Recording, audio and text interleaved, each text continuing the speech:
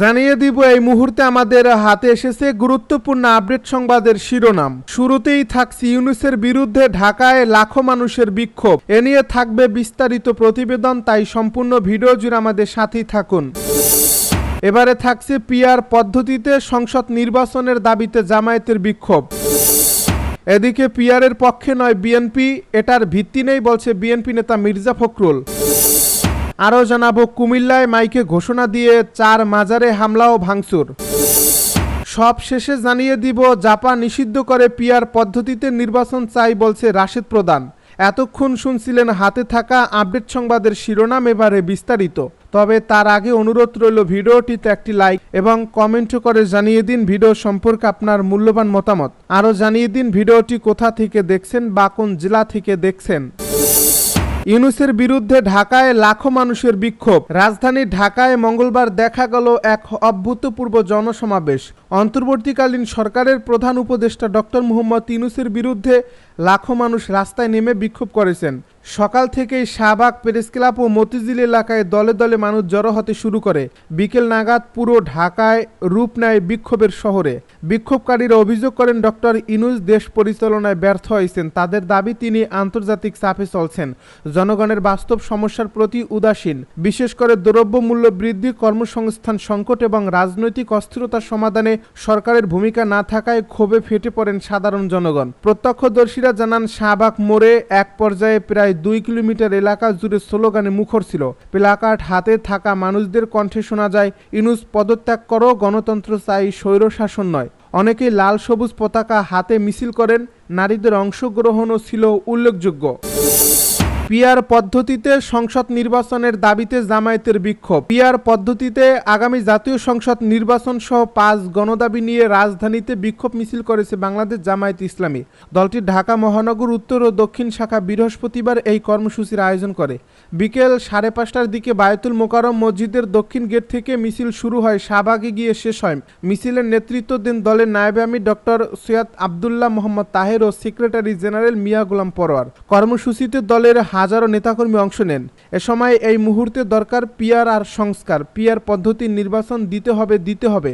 জামাত শিবিরের জনতা গড়ে তোলো একতা স্লোগান দিতে দেখা যায়। এর আগে বায়তুল মোকাররম মসজিদের দক্ষিণ গেটে সমাবেশ করে জামায়াত ইসলামী। সেখানে দলটির কেন্দ্রীয় ও মহানগরীর উত্তর ও দক্ষিণ শাখার নেতারা বক্তব্য দেন।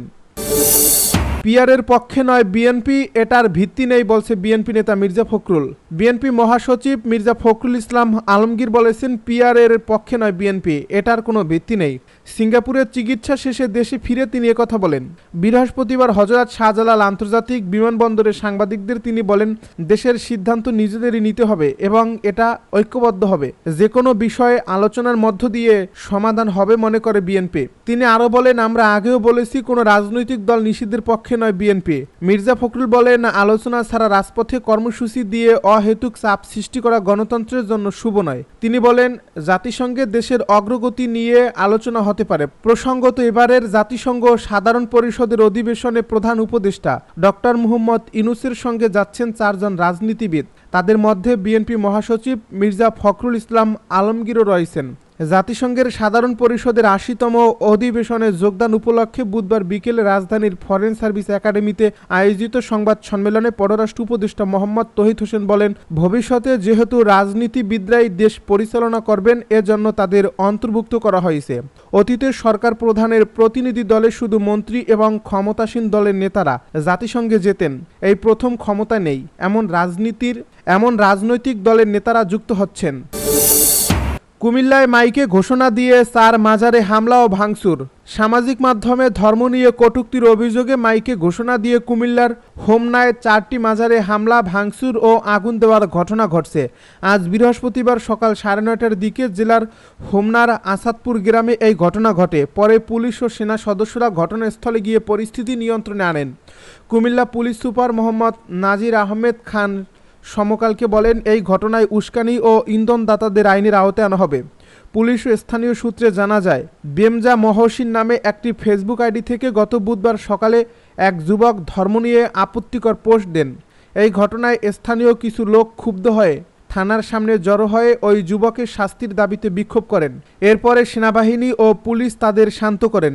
দুপুরে ওই যুবককে গ্রেপ্তার করা হয়। এই ঘটনায় ওই দিন সন্ধ্যায় বাংলাদেশ ইসলামী যুব সেনা হোমনা উপজেলা শাখার সাংগঠনিক সম্পাদক মোহাম্মদ শরীফুল ইসলাম বাদী হয়ে ওই যুবকের বিরুদ্ধে হোমনা থানায় একটি মামলা করেন। সকালে তাকে আদালতে সোপর্দ করা হয়। ফেসবুকে ওই পোস্টকে কেন্দ্র করে আজ সকাল থেকে এলাকার বিক্ষুব্ধ লোকজন মাইকে ঘোষণা দিয়ে আসাদপুর গ্রামে কফিল উদ্দিন শাহ ও হাওয়ালি শাহ মাজারে আগুন এবং কালাই শাহ ও আবুদ শাহ মাজারে হামলা চালিয়ে ভাঙচুর করে। পরে 4টি মাজারেই আগুন ধরিয়ে দেয় তারা।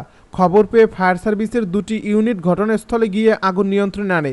এই ঘটনার পর কুমিল্লা পুলিশ সুপার মোহাম্মদ নাজির আহমেদ খান ও হোমনা উপজেলা নির্বাহী কর্মকর্তা খোমলিকা চাকমা ঘটনাস্থল পরিদর্শন করেন। জাপা নিষিদ্ধ করে পিআর পদ্ধতিতে নির্বাচন চাই বলছে রাশেদ প্রধান। জাতীয় গণতান্ত্রিক পার্টির সহ সভাপতি ও দলীয় মুখপাত্র রাশেদ প্রধান বলেছেন, জুলাই সনদের আইনি ভিত্তি ব্যতীত জাতীয় নির্বাচন শহীদদের রক্তের সাথে বেইমানি। আগামী জাতীয় নির্বাচন জুলাই সনদের আলোকে হতে হবে, অন্য কারোর সামনে আর মাথা নত করা যাবে না। বৃহস্পতিবার বিকেলে 7 দফা দাবিতে জাকপা আয়োজিত বিজয়নগর পল্টন প্রেস ক্লাব অঞ্চলে বিক্ষোভ মিছিল পরবর্তী সমাবেশে প্রধান অতিথির বক্তব্যে তিনি এসব কথা বলেন। তিনি বলেন, লেভেল প্লেইং ফিল্ড নিশ্চিত করতে হবে, ভারতীয় প্রভাবমুক্ত নির্বাচন আয়োজন করতে হবে। সে দেশের অপরাজনৈতিক দল আওয়ামী লীগ জাতীয় পার্টি 14 দলের বাংলাদেশের মাটিতে রাজনীতি করার আর কোনো অধিকার নাই। আমরা বাংলার মাটিতে আর নতুন কোনো স্বৈরাচার ফ্যাসিজম দেখতে চাই না। হিন্দুস্তানি আপা এবং জাপা সহ 14 দল নিষিদ্ধ করে জনগণের দাবি পিআর পদ্ধতিতে জাতীয় নির্বাচন করতে হবে। রাশেদ প্রধান বলেন, নতুন বাংলাদেশে দেশের চেয়েও কম মূল্যে হিন্দুস্তানি ইলিশ যায় কেন? আদানিকে উপহার দেওয়া 900 একর দেশের জমি ফেরত নেওয়া হচ্ছে না কেন? দেশের মাটি থেকে হিন্দুস্তানি ষড়যন্ত্র এবং তৎপরতা থামানো যাচ্ছে না কেন? অন্তর্বর্তী সরকারকে জোরালো ভূমিকা রাখতে হবে। কথাবার্তা পরিষ্কার, ফ্যাসিস্ট খুনি হাসিনাকে দিল্লি থেকে ফিরিয়ে এনে বিচারের মুখোমুখি করার জন্য জোরালো এবং কার্যকরী কূটনৈতিক ভূমিকা রাখতে হবে। শেখ হাসিনা এবং হিন্দুস্তানের মাঝে সম্পাদিত সব অসম গোপন চুক্তি জনসম্মুখে প্রকাশ করতে হবে এবং বাতিল করতে হবে। সমাবেশে আরও বক্তব্য রাখেন জাকপা সাধারণ সম্পাদক অধ্যাপক ইকবাল হোসেন, প্রেসিডিয়াম সদস্য আসাদুর রহমান খান, বীর মুক্তিযোদ্ধা সৈয়দ মোহাম্মদ শফিকুল ইসলাম প্রমুখ।